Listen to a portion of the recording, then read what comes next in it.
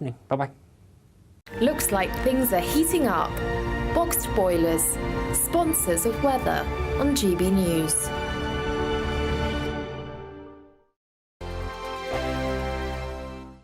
When the news happens, it happens here. And really important breaking news. Breaking news this morning. On TV, radio and online, the news starts here on Britain's Newsroom. All the biggest stories and the answers that you need from across the UK and beyond. Join Britain's Newsroom from 9:30 on GB News. The People's Channel, Britain's news channel. Have a great Saturday night with me, Leo Curse, on this Saturday Night Showdown. It's a crazy world out there, so come and make fun of it with me, my panel of comedians, and a couple of people who actually know what they're talking about. This Saturday Night Showdown is your front row ticket to the clown show every Saturday, only on GB News, the People's Channel, Britain's news channel. Your weekend starts here with Friday Night Live with me, Mark Dolan, 8 till 9 on GB News. Big stories, big guests and big laughs as we get you ready for a cracking weekend. That's Friday Night Live with Mark Dolan, Fridays 8 till 9 on GB News. Bring your own drinks, the admission's free. Now then, Lee Anderson here. Join me on GB News on my show, The Real World, every Friday at 7 p.m. I'm not eating bloody cat. Are you Delicious. mental? Open your mouth. OK, here comes a train. Reminds me of the scene in Singing in the Rain. Adam, is that a good one? Whoa! Join me at 7 on GB News, Britain's news channel. Good afternoon, Britain. Good afternoon, Britain. Join us, Tom and Emily, To find out what's happening in the heart of Westminster. and why it matters to you. Weekdays from midday, we bring you the most compelling stories from across the United Kingdom. And from your doorstep to our inbox, That's right, we want to hear from you, GB News. Britain's news channel. I'm Andrew Doyle. Join me at 7 o'clock every Sunday night for Free Speech Nation, the show where I tackle the week's biggest stories in politics and current affairs with the help of my two comedian panellists and a variety of special guests. Free Speech Nation, Sunday nights from 7 on GB News, the People's Channel, Britain's news channel. In the GB Newsroom, we bring you the news as it happens. With our team of dedicated journalists across the UK, we're ready to give you accurate reporting every day.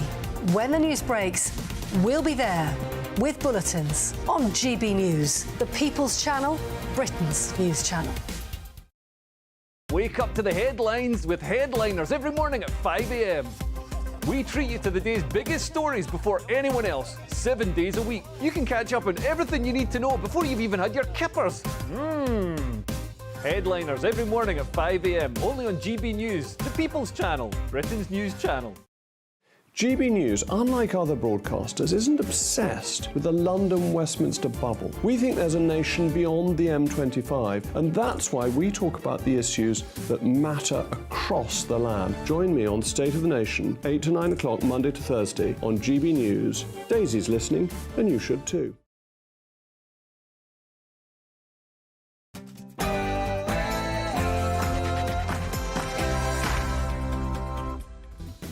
Good evening, I'm Simon Evans, sitting in tonight for Leo Curse. Coming up on the Saturday Night Showdown. Why are some commentators ignoring the elephant in the room when it comes to the case of chemical attacker Abdul Azidi?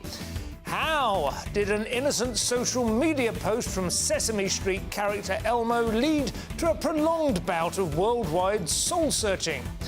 And Taylor Swift is apparently planning to make a decisive intervention in the race to be US president. This is your Saturday Night Showdown.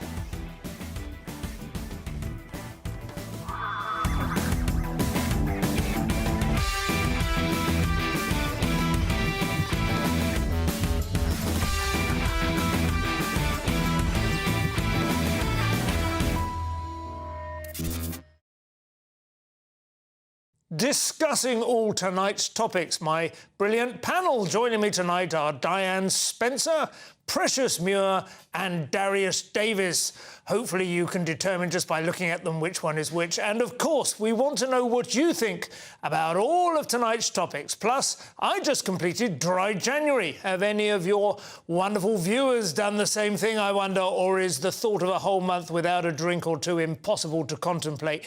Do let us know. gbviews@gbnews.com. Let us know your thoughts, your opinions, your feelings, your deepest inclinations. Let's get the latest news headlines in the meantime from Ray Addison.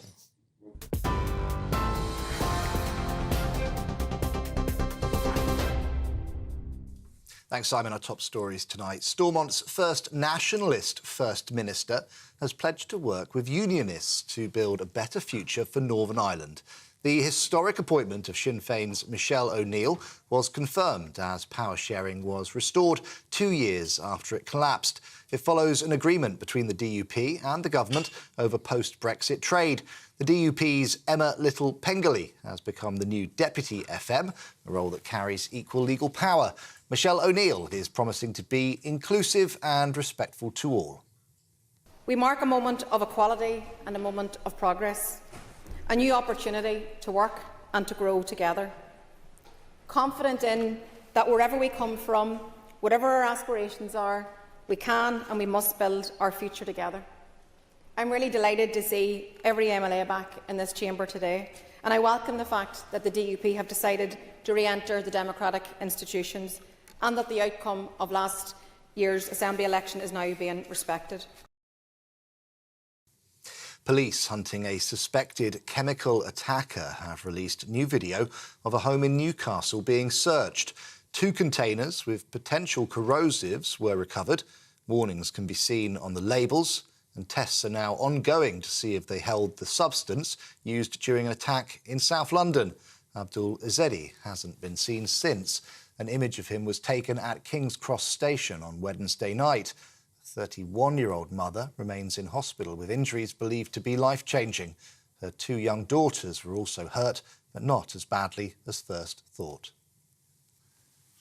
Scotland Yard say more than 10,000 pro-Palestine protesters have marched through central London. Members of the Stop the War Coalition and Palestine Solidarity Campaign called for an end to the Israel-Hamas conflict. 1 woman was arrested on suspicion of setting off a smoke bomb or flare. These protesters explained to us their demands. People need to support Palestine and stop what's going on, because day to day, every day, more and more horrific sights are seen. The people are talking, and governments need to listen, not only the UK. All governments need to listen because the people have spoken. We are all humans. We all should feel each other. We shouldn't be, Gaza shouldn't be like that. People shouldn't be killed and slaughtered like that. So I'm praying for a better world, a peaceful world. Well, for the latest stories, sign up to GB News Alerts by scanning the QR code on your screen or simply go to gbnews.com/alerts. Now let's get back to Simon.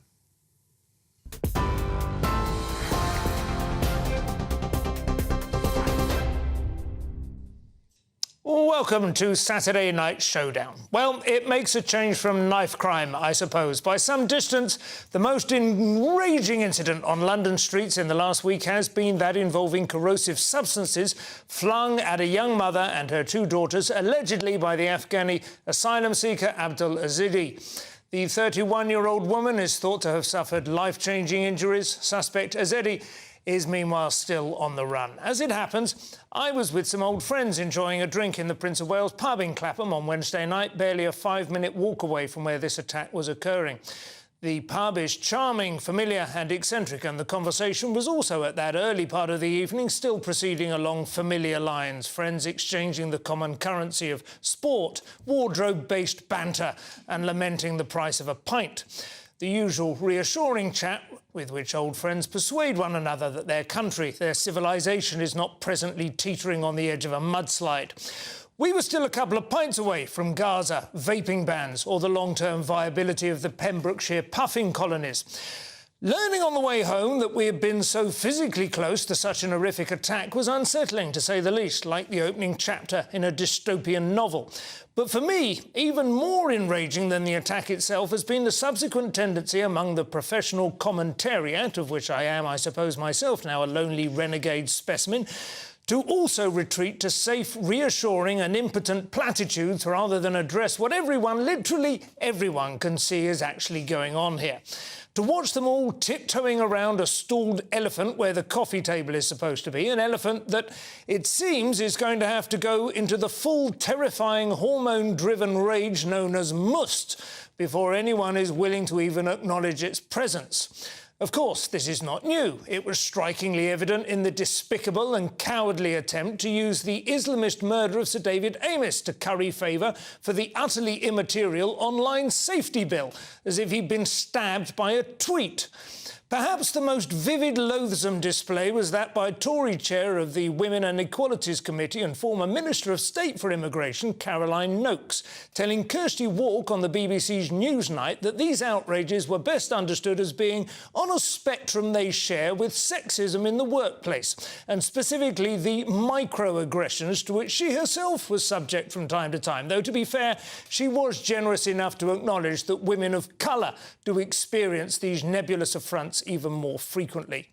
Cowardice. Utter craven cowardice, both hers and that of Walk, who could be heard murmuring her approval at this skillful manoeuvring of the topic into altogether less flammable territory. The same sort of smothering asbestos-mitten discomfort greeted the announcement recently that Tory MP Mike Freer would not be seeking re-election, fearing for his life, not least because he'd learned that Amos's murderer, Ali Harbi Ali, had also visited his office, but found him on that occasion absent. MPs of all stripes have no difficulty in denouncing the far-right ideologies that animated Joe Cox's murderer, Thomas Mayer, and quite right too.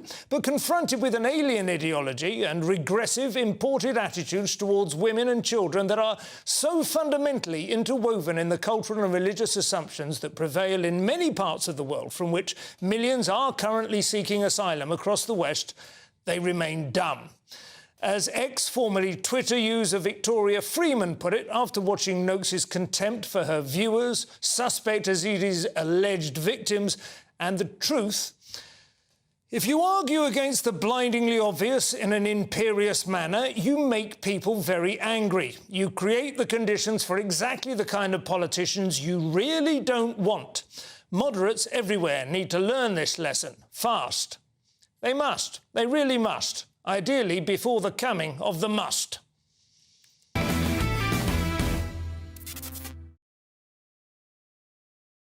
Now, I'm joined tonight by the brilliant TV personality and broadcaster Precious Muir and the fantastic comedians Diane Spencer and Darius Davis.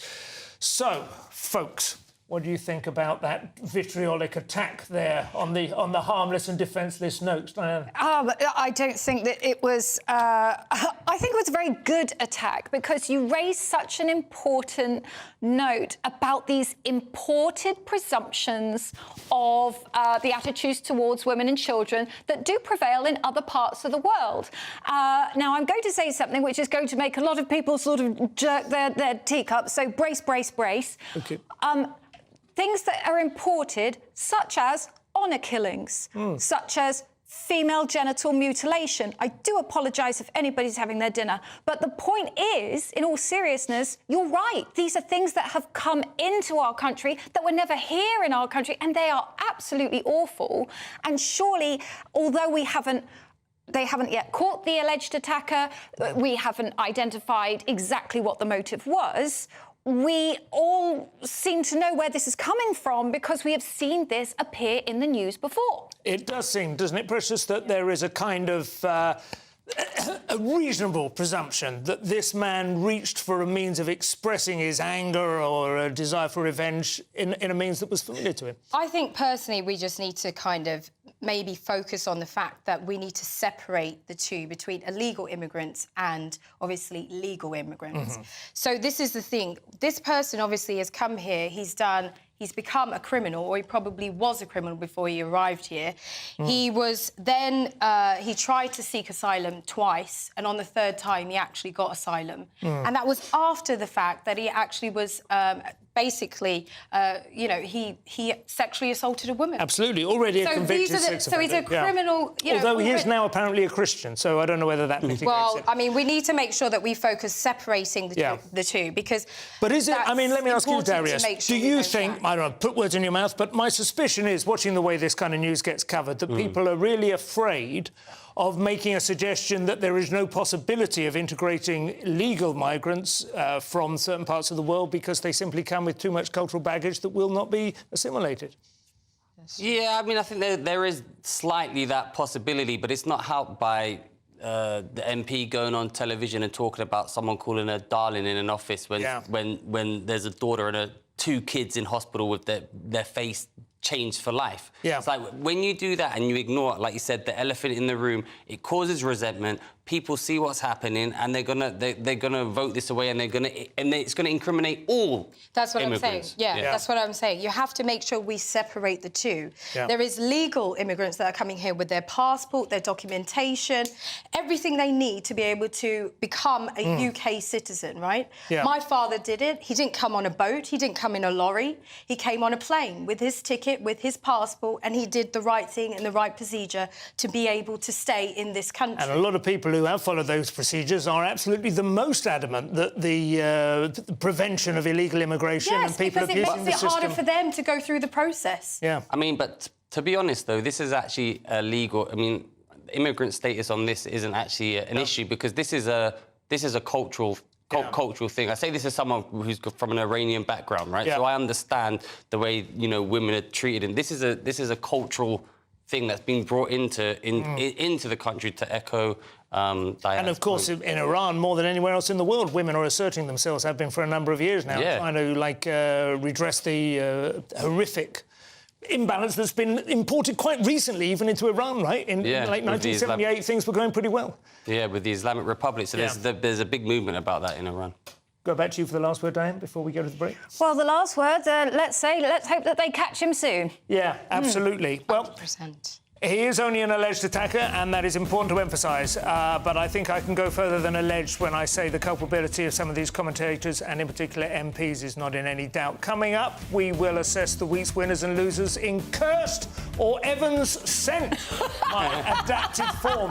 Under the spotlight this week, the sport of rugby and whether or not it causes brain injury. Elmo the Muppet and his attempts to provide a little bit of moral support for the world, and celebrity auctions. On the off chance you have not seen it yet, we will also show you what happened next when this lady needed to break into her own home. Let's take a look.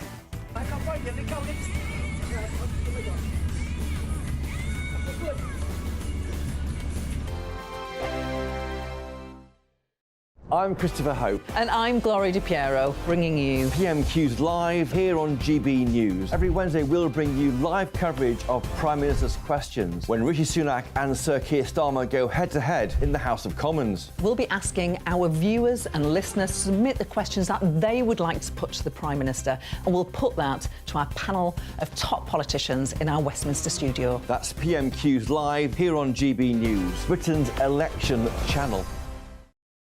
Good afternoon, Britain. Good afternoon, Britain. Join us, Tom and Emily, To find out what's happening in the heart of Westminster. and why it matters to you. Weekdays from midday, we bring you the most compelling stories from across the United Kingdom. And from your doorstep to our inbox. That's right, we want to hear from you. GB News, Britain's news channel. GB News, unlike other broadcasters, isn't obsessed with the London-Westminster bubble. We think there's a nation beyond the M25, and that's why we talk about the issues that matter across the land. Join me on State of the Nation, 8 to 9 o'clock, Monday to Thursday, on GB News. Daisy's listening, and you should too. In the GB Newsroom, we bring you the news as it happens. With our team of dedicated journalists across the UK, we're ready to give you accurate reporting every day. When the news breaks, we'll be there with bulletins on GB News, the People's Channel, Britain's news channel. Big news, big debates, big opinion. Patrick Christie's Tonight is the week's biggest show. Every weekday, 9 to 11 p.m, we've got the inside track on the day's top stories. There'll be sharp takes you won't get anywhere else. We will set the news agenda, not just follow it, and I want to bring you along for the ride. Whatever it is, we'll have our finger on the pulse. It's news, but it's this close to entertainment. Patrick Christie's Tonight, 9 to 11 p.m, only on GB News, the People's Channel, Britain's news channel. Your weekend starts here with Friday Night Live with me, Mark Dolan, 8 till 9 on GB News. Big stories, big guests and big laughs as we get you ready for a cracking weekend. That's Friday Night Live with Mark Dolan. Fridays 8 till 9 on GB News. Bring your own drinks. The admission's free.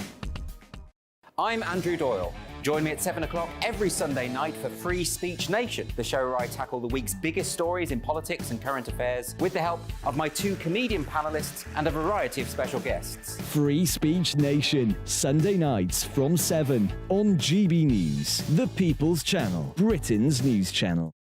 Wake up to the headlines with Headliners every morning at 5 a.m. We treat you to the day's biggest stories before anyone else, 7 days a week. You can catch up on everything you need to know before you've even had your kippers. Headliners every morning at 5 a.m. only on GB News, the People's Channel, Britain's news channel. On Mark Dolan tonight, in My Big Opinion, the scandal of Britain's potholes. Dangerous, unsightly and costing motorists millions. In My Take at 10, it's time for Prince Andrew to remarry Sarah Ferguson. It will save his reputation, lift the nation and reignite a royal love story. My Mark Meets guest is Sean Wilson, Coronation Street star turned award-winning cheesemaker. Nothing cheesy about tonight's show. We're live at 9.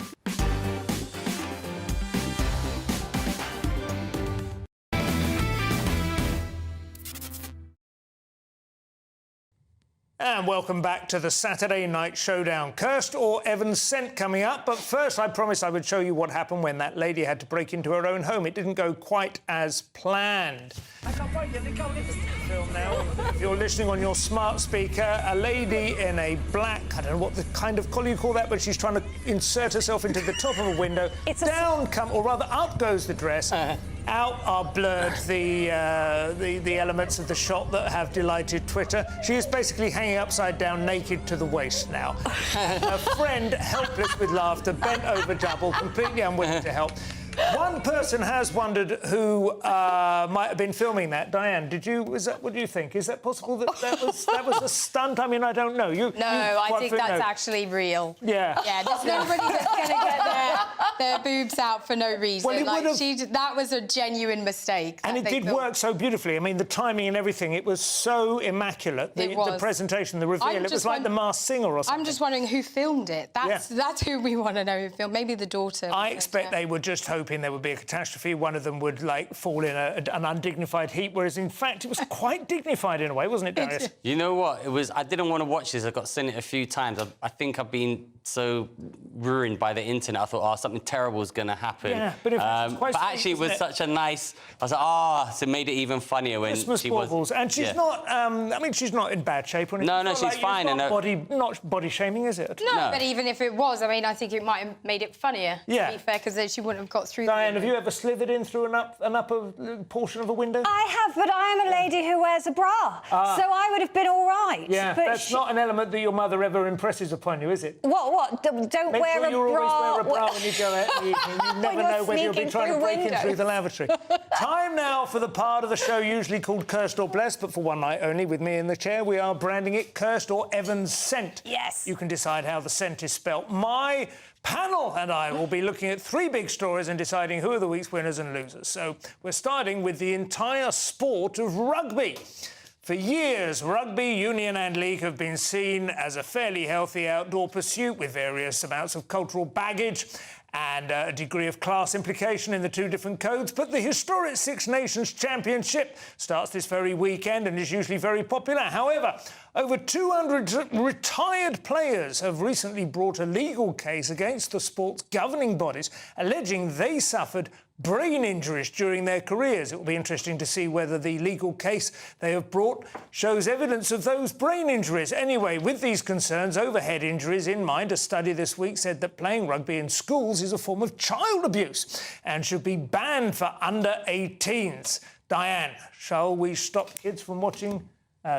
from playing rugby. Well, it's a very serious question, because if we stop all children playing rugby, that means that we're less likely to end up with any professional rugby players. That's true. So if you're going to squash the sport at that level and you're going to stop the talent pool emerging, you might as well stop the sport later on in life. The tobacco ban, where they're just going to move it up year by year and eventually there'll only be 30-year-old smokers and then 40-year-old smokers and so on. Just phase it out if that's what you want to do. But what do you think, Darius? Do you think competitive sport is important at school? I played rugby at school and I've got a short-term memory loss, so it's not...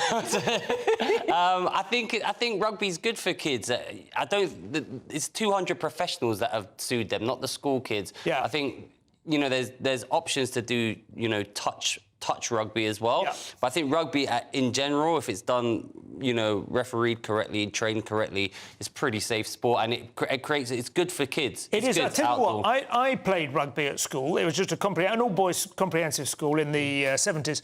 I was rubbish at it, but not for the usual. You might think of cowardice or, you know, didn't want to get muddy or whatever. It's a very complicated game when you're on the pitch, and I think in a way it does bring out certain talents in kids that have the skill set for that. I can't remember doing anything else that was quite as difficult to master the schematic. Of what was happening on the pitch at any given moment. When I was at school, though, I did kickboxing and karate. So I was doing sports where you were getting hit in the head on purpose. On purpose. But we were wearing head guards. So then you bring in the question of, well, do you give them protective gear? No, because that doesn't work for the NFL. No. So there's lots of situations that occurs with contact sport. So there's a lot of athletes that are suffering from dementia, from all different types of brain issues because of the contact sport that they've actually had throughout their career. You know, if you start a career at the NFL, before you start playing, they give you essentially an IQ test. They give you a serious cognitive test,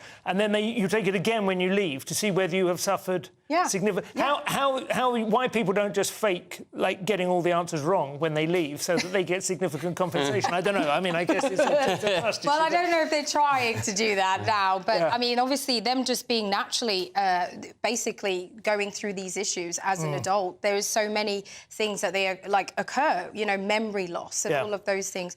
And early Parkinson's and so forth. So I personally don't think that young children should be doing contact sport. We maybe can limit the contact or have no contact at all. That's my opinion. There's no need to do it until they've got testosterone, at the very least. Right. You've got to at least wait until they've gone through puberty. I think 17, 18 is a good age. I will say that it's a bit off-brand for me, but I actually think the purpose of sport at school is much more to do with encouraging everybody to run around, get lots of exercise, and feel like they've had some kind of participation. Yeah. And my memories of sport at school were that it failed to do that 9 times out of 10. Most of us, it would be the Pareto principle.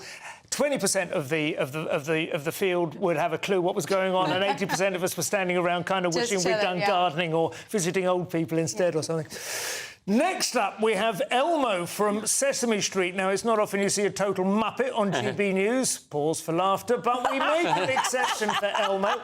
Elmo is just checking... I can't do his voice. Elmo is just checking in. How is everybody doing, he asked on X this week, formerly Twitter. The response was overwhelming and rather sad. Hundreds of people responded with just how miserable they were feeling. Things got so bad that the official Sesame Street account sent out a link to mental health resources, and President Biden, apparently oblivious of the role that he's probably played in this mental health crisis, also weighed in, saying, our friend Elmo is right, we have to be there for each other. Darius, what do you think? Is Elmo providing a service here? Is he an important bellwether, or is this just people taking the opportunity to moan to a puppet? I think it's people taking the opportunity to moan to a puppet and Biden jumping on the wagon. But interestingly, now we know how to get Biden's attention. Next, we're going to get Elmo to comment on, you know, cultural affairs. Maybe Biden will do something. Oh. I can imagine Joe Biden and Elmo just settling down for a few whiskies by the fire, and that being a nice kind of off-ramp for him in this. I can imagine Biden sniffing Elmo's head. That's what I can imagine. Elmo's well into his 30s now. He's way too old. What do you think? Is this a bit tacky and just kind of undignified? I mean, as a red-haired Muppet myself, I find many people like to tell me their problems, but I think that the person who runs the Sesame Street X account maybe missed a lot of sarcasm there, because when you have Elmo saying, "Hey, how you doing?" then people were writing stuff like, "The world is on fire." Well, there is a kind of I call it flat affect style that's very popular on Twitter among a certain generation. You tend no capital letters, no punctuation. The tweet ends without a full stop. Yeah. And these are the kind of people who just kind of go, "Yeah, no problem here. The world is on fire. I wish I was dead every day. I wake up with a pistol under the you know." Yeah. It's a kind of comical style, it's like right? a pinch. You take it with a pinch of salt, yeah, right? Exactly. It's not as serious, but I do think there was some elements where people took it very seriously. And to be honest, they got to realise that it's a child's toy. It's we used to have one that you wound up. It's a TV show for children. Yeah. So we kind of got to put things in perspective, and then also. You know, when somebody asks you how you're doing, you don't necessarily tell them everything. Oh, well, this is the English way. This is like very much a culture. You don't go into your full life story. You just go, I'm okay, and then you get on with it. Like, you don't go, I'm like depressed, and I'm like, no, you just don't share that type of stuff online. I don't think it's necessary. Well, you certainly don't share it if you meet somebody in person, do you? Hi, how are you? You never answer that. You never. You know, in traditional English, I don't know if you know this, but in traditional English, this is like going back a few generations and in like clubland, the formal introduction is how do you do? And the response to that is how do you do? You don't even say fine. Right. You literally don't answer it. It is how do you do is you respond with the exact how do you do? Right. And that's it, and it's gone. I'm bringing that back. Yeah. Good. How do you do? We had a toy Elmo, though, when my son was like... And it was called Tickle Me Elmo. Now, I never used to watch Sesame Street, to be honest, because it seemed to be, preparing me for a multiculturalism I was quite sure would never visit St Albans when I was growing up. But the idea of Elmo then, at that point, was that you tickle him and he kind of giggles insanely, right? Stuff, yeah. That seems to me the obvious solution if you're feeling down, right? Right, of course. And I think that obviously bringing Elmo into the element of mental health is kind of like, what are we doing here? Like, obviously we need to bring mental health awareness to certain people that really do need help. Yeah. But I think Elmo's not a therapist. No. So you should be actually speaking to someone who is qualified. And let's not try and pathologise the entire 21st century. Destroy his Twitter account. So, yeah. Next up, the weird and wonderful world of celebrity auctions. Now, the famous auction house Sotheby's has reported that some trainers, some used training shoes worn by basketball legend Michael Jordan, were sold this week for $8 million, would you believe? And I don't think they've even been laundered. Not to be outdone, ageing rocker. They've put that in the teleprompt, but I certainly don't want to endorse that. He's just a guitar genius. Mark Knopfler of Dire Straits has also been cashing in. He got more than £8 million for a collection of guitars and amplifiers. Individually, they were totted up. More than a quarter of the proceeds there going to charity. Precious, would you rather spend $8 million on some old trainers or some decent rock and roll hardware? I wouldn't spend it on any of that stuff. I would invest my money. That makes more sense. Yeah. To be honest, like people Until you die, or do you eventually buy some sort of souvenir? No, I think investing your money in property is probably the best way to go. I don't think buying someone's old trainers is the right way of spending money. Would you buy an old rocker's house? Probably. If it's got a good view and a pool, then yeah, so why not? I do remember a few years ago, Darius, Eric Clapton's car was up for sale. And it didn't have many miles on the clock, but it was a reasonable price, but it was a bit thirsty. Yeah. I did think that would be great, and have a sort of blue plaque on it, just drive it around for a few months. That would be fantastic. Class, and maybe see if he'd left a few envelopes tucked down in the sort of... What do you think? I mean, would you buy souvenirs like this? I think that's actually... You're mistaken. That's going to be a fantastic investment. That's just going to go up and up and up and up and up and up. The car or the guitars? The guitars and the train. The Michael Jordan's trainers are just going to be worth more and more. They're £8 million now, today. They're not going to go down. Trainers, well, I mean, they will literally rock, won't they? People keep them and they use them as a collection. They put them up. It's a big thing. There's a lot. It's a big industry, actually, now. It's a growing industry in the UK. Yeah. People bringing over these, like, exclusive trainers. There's StockX. It's a big thing. So people are buying and selling. Sneakerheads, apparently, my ear is telling me. Correct. I find it slightly disquieting. I think the foot is not an element that should be fetishised too No, much. but you're not thinking about the foot in the right context. These trainers are a non-fungible token. They are absolutely irreplaceable. They have been worn by Michael Jordan himself. You don't want them lauded. You literally want the fact that you have got something that's been worn by the greatest basketball legend, a sporting legend of all time, and the currency of these items. Thousands of them over the course of his career, no? Yes, of course he's worn many, many trainers, but this is a particular pair, and it's like art. I mean, if you like art, then you'll understand this, because what are you willing to pay for? It's not like art. It couldn't be less like art. Art is, I can say, yes, that's an investment, but a signature on a trainer... No, these are game-worn... Yeah, but that's to your opinion. Game-worn championship trainers. It's a little bit like buying the palette, like Picasso's palette, or Picasso's, like, brush rag. No, Simon, you're wrong. You're wrong. You're massively wrong, Simon. Simon, you're wrong. Signature is actually worth money. It's not the signature. You're paying. You're missing it. Yeah, but these are game-worn, game-worn championship-winning trainers designed by Michael Jordan for Nike, which has created $1 billion industry. These are history of trainers or sneakers, whatever you want to call them. Right. They're only going to go up in price. He revolutionised and each how specifically sports stars get paid. Exactly. I think it's down to the individual. So if you're interested in trainers, then this could be something you buy. If I was a Jimmy Hill fan and I had millions of pounds and I was like, wow, Jimmy Hill, then yeah, if it's my money, I've got £1 million, I want to spend it, I'm going to do it. No, I'll just... What about the guitars? You don't think they're as impressive? You think that the shoes, because they sort of spawned this £1 billion... I mean, Dire Straits, I like Dire Straits, but they're not exactly Michael... They're not the Michael Jordan of the rock and roll world. If you're going to give me Slash, yeah, maybe. No, there's currency, because as time goes on and less people remember the particular famous person, the currency can also go down. Yeah, that's what I'm saying. Yeah. So I think the artist is probably the best way to go. So like Mr. Brainwash, or, you know, just someone more memorable as an artist. Who is Mr. Brainwash? He's basically a very incredible artist who does like pop art stuff, and have you just bought some of his stuff? Are you trying to push his price up? No, he's definitely one of the artists on the radar to watch. OK, next on the Saturday Night Showdown, it's Culture Corner. I will be asking if only disabled actors should play Richard III, and whether singer Taylor Swift hatched a dastardly plot to use the Super Bowl as a means of winning the election for Joe Biden. Time for another What Happened Next in the meantime. If you enjoyed the woman climbing through a window earlier, don't forget to go back and watch their interview from this morning with our very own Ellie and Peter. Next, I'll show you what happened next when Richard Branson tried a Vegemite sandwich. See you shortly.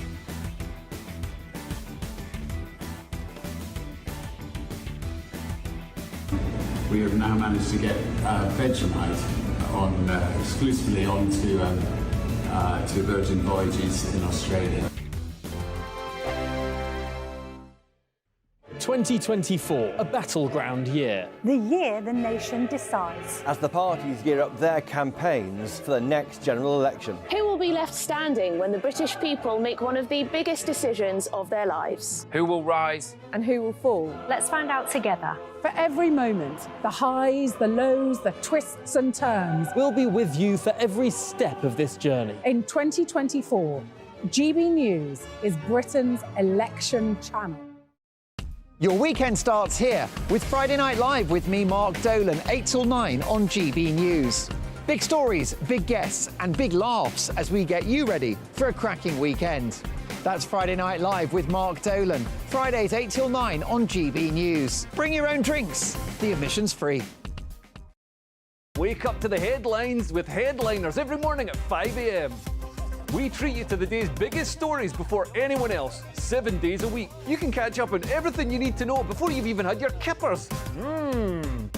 Headliners every morning at 5 a.m, only on GB News, the People's Channel, Britain's news channel. In the GB Newsroom, we bring you the news as it happens. With our team of dedicated journalists across the UK, we're ready to give you accurate reporting every day. When the news breaks, we'll be there with bulletins on GB News, the People's Channel, Britain's news channel. Big news, big debates, big opinion. Patrick Christie's Tonight is the week's biggest show. Every weekday, 9 to 11 p.m, we've got the inside track on the day's top stories. There'll be sharp takes you won't get anywhere else. We will set the news agenda, not just follow it, and I want to bring you along for the ride. Whatever it is, we'll have our finger on the pulse. It's news, but it's this close to entertainment. Patrick Christie's Tonight, 9 to 11 p.m, only on GB News, the People's Channel, Britain's news channel. Good afternoon, Britain. Good afternoon, Britain. Join us, Tom and Emily, to find out what's happening in the heart of Westminster and why it matters to you. Weekdays from midday, we bring you the most compelling stories from across the United Kingdom. And from your doorstep to our inbox. That's right, we want to hear from you. GB News, Britain's news channel. GB News, unlike other broadcasters, isn't obsessed with the London-Westminster bubble. We think there's a nation beyond the M25, and that's why we talk about the issues that matter across the land. Join me on State of the Nation, 8 to 9 o'clock, Monday to Thursday, on GB News. Daisy's listening, and you should too. I'm Andrew Doyle. Join me at 7 o'clock every Sunday night for Free Speech Nation, the show where I tackle the week's biggest stories in politics and current affairs with the help of my two comedian panellists and a variety of special guests. Free Speech Nation, Sunday nights from 7 on GB News, the People's Channel, Britain's news channel. Join me, Camilla Tominey, at 9:30 on Sunday morning for a GB News exclusive when I will be speaking to former Home Secretary Suella Braverman. I'll be getting her reaction to the news that immigration is set to add 6 million people to the UK population by 2036. I'll also be joined by Education Secretary Gillian Keegan and Labour's Chris Bryant for what is shaping up to be an unmissable show. All that and more with me, Camilla Tominey, from 9:30 on Sunday morning.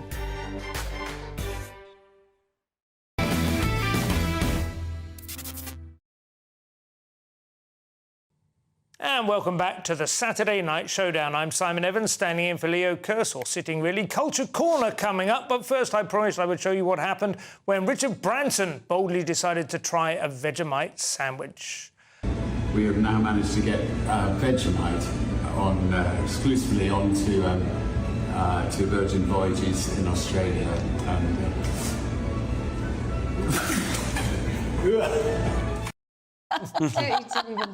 He's not a fan, obviously. I don't know whether he prefers Marmite or just doesn't like savoury spreads at all. What do you think? Vegemite is very, very different to Marmite. Oh, is it? Oh, yeah, very different. And it is a staple of Australia and New Zealand, and that's mainly where you'll get it. And when they try Marmite, they're like, ugh. For them, Marmite is more like Bovril is for us.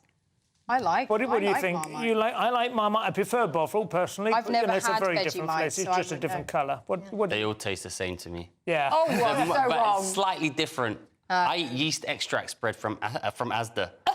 Generic, non-brand yeast extract. Marmite's marketing policy for a number of years has been to emphasise its divisive nature. You either love it or hate it. It Right? is, It can yeah. spread up.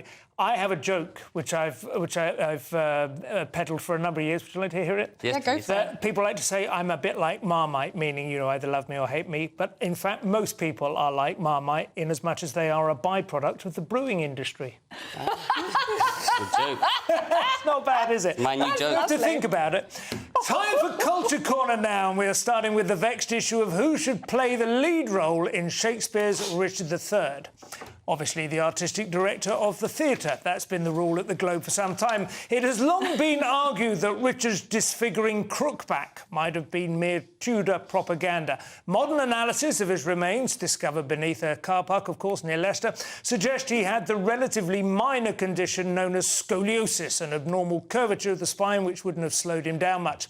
But actress Michelle Terry says she will not play the king with a visible or physical impairment. That's after her casting prompted an outcry with the Disabled Artists Alliance saying this production cannot be successfully performed with a non-physically disabled actor at the helm. Precious. Yeah.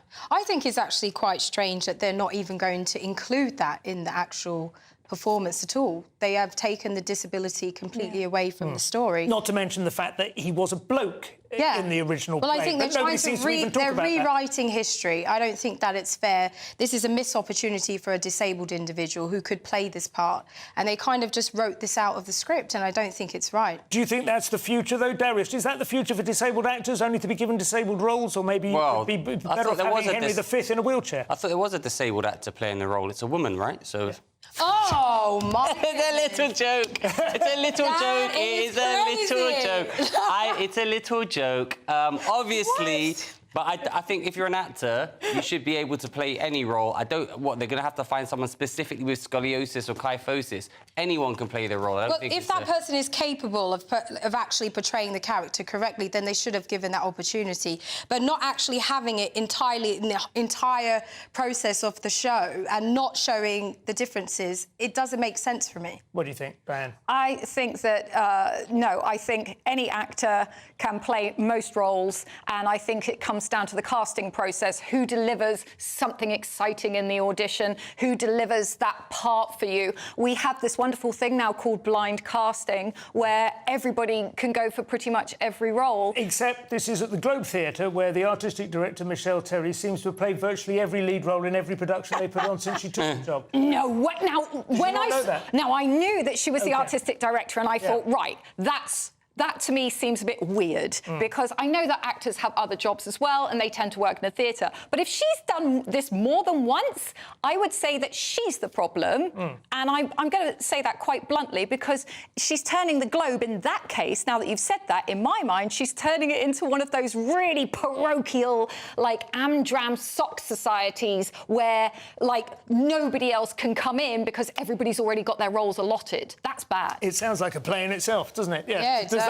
Does that change your view? No, your view was already that she shouldn't be in there. No, anyway. I don't think. I think that somebody who had the disability should be in that role. It's interesting, though, isn't it? There are all sorts of little subtle aspects to this. I know David Baddiel a little while ago wrote a book called Jews Don't Count, and one of his positions was that if there was a Jewish character in a film or a play whose Jewishness was significant, they should be played by a Jew. I think that's a very dangerous, slippery slope to go down, because then you go, if they're not a Jew, they shouldn't be played by a Jew. I think that is a slightly different thing. I think obviously there's roles now that, you know, obviously we've just seen The Little Mermaid being played by a mixed race woman. Yeah. So those kind of roles can be kind of a little bit, you know, like it can change a little bit, but in regards to disability, it's actually a physical thing that you have to kind of show, and taking it away from the show is completely different. I think, but so's gender, so's skin colour, they're physical things. Yeah, but it also is kind of like the viewing aspect of it. It's Disney, so it's for children, and you're trying to portray to children that that doesn't matter, right? You're trying to say that colour is not necessarily a factor. So disability matters. But disability does matter and colour does matter, but you don't want to actually exclude anybody. Do you understand what I'm saying? Yeah, but having a diverse cast and then excluding a disabled person from the actual role is totally different. How do you know they were representation? Wait a minute. They didn't exclude a disabled person from well, they the didn't role. write it into the actual story, which is the 8 truth. billion people on this planet, and only one of them played the role. So it's absurd to say that anyone was excluded from it. I think that they should have given it to someone who had the disability. I don't think that's ever actually happened. The thing is, but you're going to have to find someone with this specific... an actor with scoliosis. It's a pretty niche market. So let me go on Spotlight and find... It's true. Let me do the drop-down by scoliosis. And then let me do the next one. Let me do male scoliosis and another genre drop-down. Let me ask, would you have been more comfortable if they'd given it to somebody with a club foot? I think that they should have given it to somebody who was capable of doing the role, who had a disability. But the disability that Richard III had, or any disability? Well, I think it should be open to a person who has a form of disability. I don't mean necessarily the person that has a... That's so demeaning. It isn't. It isn't. is. It's given the opportunity to somebody that... I mean, she's just taken the role on her own. She's basically taking over, so I think... I agree with you. I don't know. Richard III is described by himself as a bottle spider. I think his disability is quite important. On to Taylor Swift next. We don't want a blank space in the show, after all. The pop superstar's other half is NFL player Travis Kelce. I hope I'm pronouncing that correctly.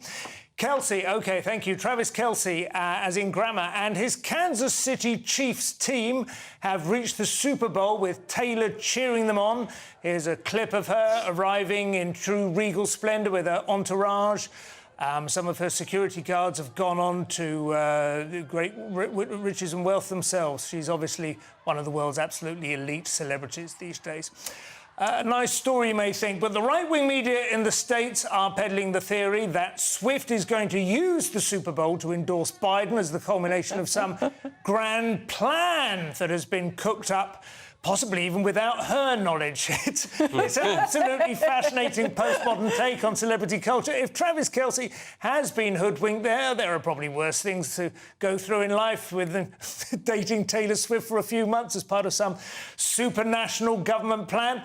Precious, can Taylor Swift single-handedly win this election for Joe Biden? That's the question. I think Joe Biden is actually very smart, because he needs all the help that he can get at this point. Yeah. And he's going for the young vote, so the young female vote. And Kamala Harris is obviously, she's doing a campaign around the US, trying to get the voters who are for getting back the fact that women should have the right to an abortion. Roe v. Wade. Right. So... Yeah. At the end of the day, I think he's doing the right thing, but I don't necessarily think that... I mean, Taylor Swift does have a good following, but are they voters? That's the big question. She does seem, Darius, as far as I understand it, to be absolutely the poster girl for that demographic, roughly 35-year-old childless women. That was a genuine slip of the tongue. Childless women who were activated beyond all expectation by that Supreme Court ruling, and who were decisive in overturning the 2022 midterms. They basically won them for the Democrats because they were so furious that their right to an abortion had been taken away. Well, I mean, that's the conspiracy theories that she's going to, come out and support Biden give her, her recommendation for Biden. But I mean, she did it in 2020 when they weren't in the Super Bowl, so when she wasn't dating someone from the Super Bowl. So I don't see what difference it makes. Well, she gets the platform. The halftime show at the Super Bowl is like the biggest event of the year, right, in America? I mean, it's massive. It's really big. Here's an interesting thing. The Frankfurt School, I think, Marxist intellectuals based in Frankfurt shortly after the war, they believe that the whole of Western popular music was a psyop. That it was basically being used to rot people's brains. I have always said that Taylor Swift was a sleeper agent. Yes. I mean, you think about it, she's got enough time. It's not like she's writing musical albums, touring the world and doing pop concerts. Of course she's got time to be a secret agent working on Biden's campaign. You've misunderstood it, Diana. The point is that they're manipulating her without her awareness. Yes, because, of course, silly me, it's the record producers, the streaming services. They all want Biden to win. Isn't that the conspiracy? Next on Saturday Night Showdown, is a dry January a good way to start the year or a faddish load of nonsense? Plus, I'll show you what happened when this brave lady ventured into the water.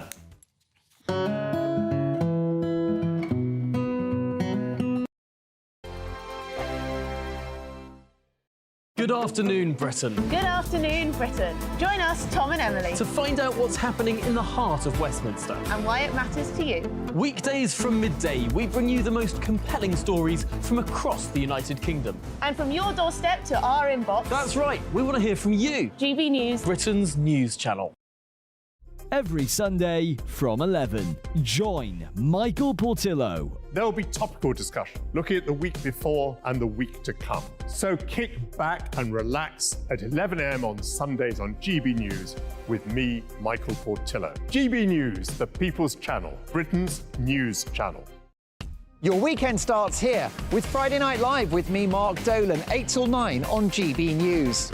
Big stories, big guests and big laughs as we get you ready for a cracking weekend. That's Friday Night Live with Mark Dolan. Fridays 8 till 9 on GB News. Bring your own drinks. The admission's free. Big news, big debates, big opinion. Patrick Christie's Tonight is the week's biggest show. Every weekday, 9 to 11 p.m, we've got the inside track on the day's top stories. There'll be sharp takes you won't get anywhere else. We will set the news agenda, not just follow it, and I want to bring you along for the ride. Whatever it is, we'll have our finger on the pulse. It's news, but it's this close to entertainment. Patrick Christie's Tonight, 9 to 11 p.m, only on GB News, the People's Channel, Britain's news channel. Join us every night on GB News at 11 p.m. for Headliners, which is 3 top comedians going through the next day's news stories, which is exactly what you need, because when the establishment has gone crazy, you need some craziness to make sense of it.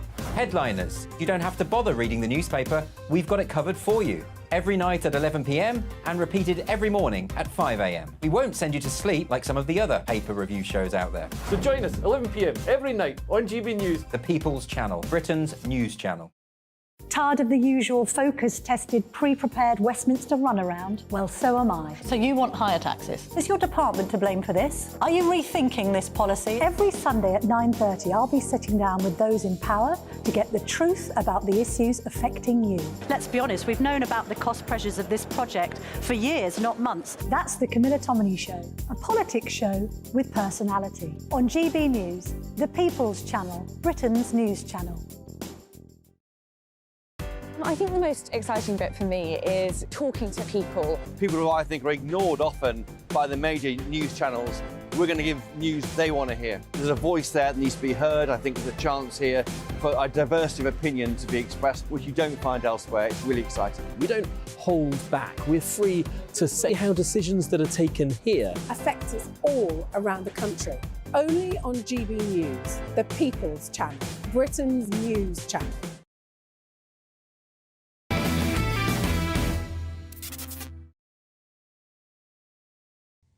And welcome back to the Saturday Night Showdown for the final segment. Now, dry January discussion coming up. But first, I promised I would show you what happened when that diver decided to take a plunge. Or did she?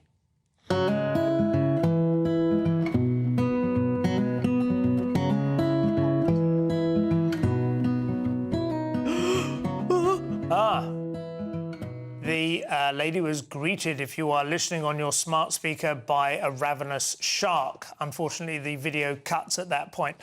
Darius, any swimming with sharks in your bucket list? No, but one time me and Leo had a close encounter with a blue-ringed octopus, which is one of the most deadly octopus known to man. Yeah, one of the most deadly things of any kind. Yeah, it was a tiny little octopus, and we were in the beach, and we picked it up because, oh, that's cute, and then it started glowing blue, and thought that's a bit weird. Then it's always the little ones, like scorpions. Let's see what you've been saying at home about tonight's topics. Some representative samples from the email. The type of people, says Peter, that listen to Taylor Swift would do what she says if they were old enough and actually knew who and what she was talking about. Well, it's a point of view. Maria says, why are all the illegal immigrants on boats and backs of lorries young men? Where are the women? Oh, yes, of course, the women and children will come later when the man has converted to Christianity after committing crimes in the UK.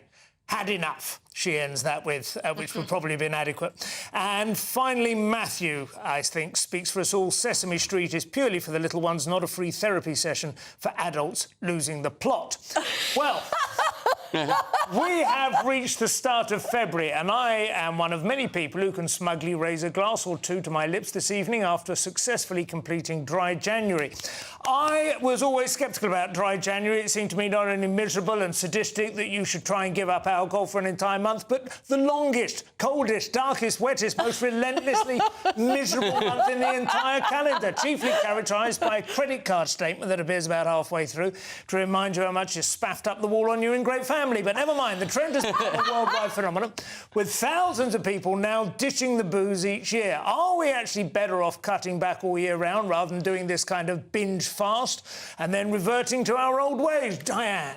Yes. Yes. No, do you know, I don't drink that much. I am a very, very light drinker. I like the odd gin, though, you know. Okay. But I think Dry January is fabulous. I think you've done your body a world of good. Do you not see my skin glowing, can't you? You look radiant, darling. I mean, there's almost like a halo around you. I do have a little bit of a glitter in my eye now as well. You know, I actually do feel better. That is the miserable truth. That is the disgusting, horrible, disappointing fact. I feel a lot better for it. I'm better rested. I've got a good one for you. So do it with me. Yeah. Sugar-free February. Sugar-free. I'm actually doing Hamruary at the moment. Way.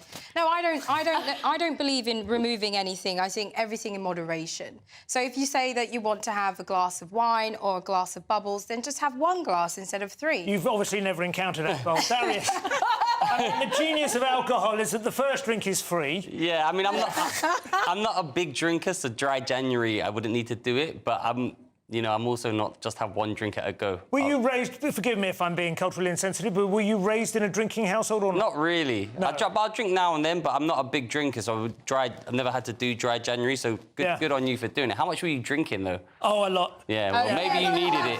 That's the question. What is a lot, though? What is a lot? A good, well, whatever we'd had... Listen, when Simon says a lot, you know it's a lot. My wife and I, over the course of the evening or whatever, she would always go to bed about 3 or 4 hours before me, because I stay up till about 2 a.m. in order to adapt to, you know, GBNews demands and so on. I would have at least 3 or 4 large whiskies after she went to bed, on top of whatever we'd already had. Right, up next, it's Mark Dolan. What have you got for us this evening, Mark? Well, Simon, let me tell you, I'll be unearthing the scandal of Britain's potholes. And in my take at 10, I'm going to argue that Prince Andrew, the Playboy Prince, should remarry Sarah Ferguson. It will essentially save his reputation, it will lift the nation and rekindle a royal romance. Plus, my Mark Meets guest is the Coronation Street star who was on the show for 20 years, walked away and became a top chef. He tells his story shortly. Fantastic. That sounds like unmissable television. I think the revisiting of the royal romance of Andy and Fergie is a wonderful idea. Thanks to my brilliant panel tonight, Diane Spencer, an unfortunate name given what I've just said, Precious Muir and Darius Davis. Leo will be back with you next week, health, food giving, and I will be back with you for a look at tomorrow's papers in the headliners at 11 p.m. See you later. There we go, guys. Good show. Hello there, good evening. I'm Jonathan Vautry, here with your GB News weather forecast provided by the Met Office. It's during the northern half of the UK that saw some of the better, sunnier breaks over the course of today. And into this evening as well, you've got the greater chance of seeing some clearer spells around to start off the night. Quite murky and cloudy across the southern half, particularly western Wales, southwest England, some hill fog, outbreaks of drizzle around. The cloud will tend to thicken in the north as we head throughout the second half of the night. Some rain eventually arriving towards dawn. But for most of us, it is going to be a very mild night. Temperatures really here what we'd normally expect during daytime at this point in February. Quite a dreary, damp start for Northern Ireland, Northern England and into Scotland as we head into Sunday with outbreaks of rain spreading their way in. A touch dry to the south, still some drizzle to watch out for, and we could see the odd sunnier break just develop perhaps for eastern Wales, eastern England, perhaps also eastern Scotland as well. But with some very blustery southwesterly winds coming in, and that is a mild direction of air, so it is going to see temperatures widely above average for the time of year. That rain in the north eventually stalls where this frontal system lies across Scotland. As it is pushing its way into some colder air ahead of it, we could see some snow over the hills in the far north, maybe even to some lower levels for Caithness and Orkney. But a rain warning is in force for western Scotland, where we could see some very persistent rainfall throughout Monday. Drizzle and cloud across the board, really, further to the south of that, but the rain will eventually arrive across southern districts as we head towards Tuesday and Wednesday. Enjoy the rest of your evening. Bye-bye. A brighter outlook with Box Solar, sponsors of weather on GB News.